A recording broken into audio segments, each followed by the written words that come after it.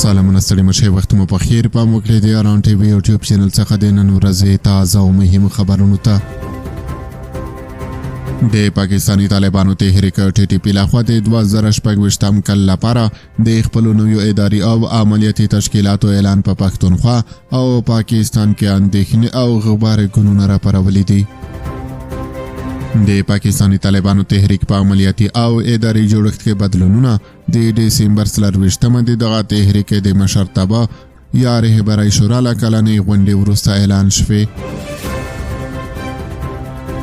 د تحریک طالبان پاکستان په نویو تشکیلاتو کې یو د پام وړ موضوع د هوایي ځواک څانګې د رامنځته کېدو اعلان دی او دغه اعلان دغه اندېښنې پیدا کړې دي چې په دې توګه به د دغه تحریک لخوا بریدونه او په هغو کې د کوچنیو ډرونونو کارېدل لا ډیر شي.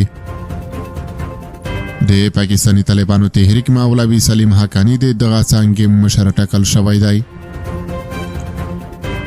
د یادونه ورده چې تحریک طالبان پاکستان له مخه هم د پښتونخوا په بېلابېلو سیمو کې د بریدونو لپاره کوچني ډرونونه یا کوډ کوپټر کارولې. د پاکستانی چارواکو په وینا په 2025 کال کې د تحریک طالبان پاکستان لخوا د خیبر پښتونخوا په بېلابېلو ولسوالیو او پخوانیو قبایلي سیمو کې لا 500 ډېره داسې بریدونه شوي دي چې کوچني ډرونونه پکې کارېدلي دي.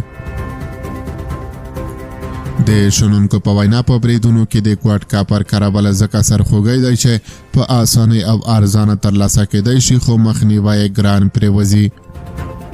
وسله والو په دغو کوچنیو ډرونونو کې بامونه او په لاس جوړ شوي چاودېدونکي توکي ځای پر ځای کوي او لکه څنګه چې پر ټولنیزو رسنیو کې ځینو خپرو شویو ویډیوګانو کې لیدل کېږي دغه توکي وروسته له لرې واټنه د ریموټ کنټرول په وسیله پر ټاکل شویو اهدافو غورځوي. هم مهاله د پاکستان امنیتي ځواکونو لخوا هم وخت نه وخت پښتونخوا په ځینو سیمو کې د کوډ کوپټر په وسیله د بریدونو راپورټونه ترلاسه کېږي. د یادونې ورده چې د تحریک طالبان پاکستان او پاکستانی ځواکونو لخوا په جګړه کې د کوچنیو ډرونونو کارېدل عامو خلکو ته هم بې خطره نه دي. خبریال او د چارو شنونکی مشتاق یوسفزای وایي د کوډ کوپټر بریدونو کې وخت نه وخت د ښځو او ماشومانو په ګډون عامو خلکو ته مرګ ژوبله اوړي او پر کورونو سربیره د پاکستانی پوځ لخوا ځینې جوماتونه هم په نښه شوي دي. خو د نوموړي په وینا کله چې په دغو بریدونو کې ولسي خلکو ته مرګ ژوبله واوړي نو بیا یې څوک مسؤلیت نه اخلي. پاکستانی پوځ یا حکومت یې پړه پر طالبانو او تحریک طالبان پاکستان یې بیا برعکس پر پاکستانی ځواکونو اچوي.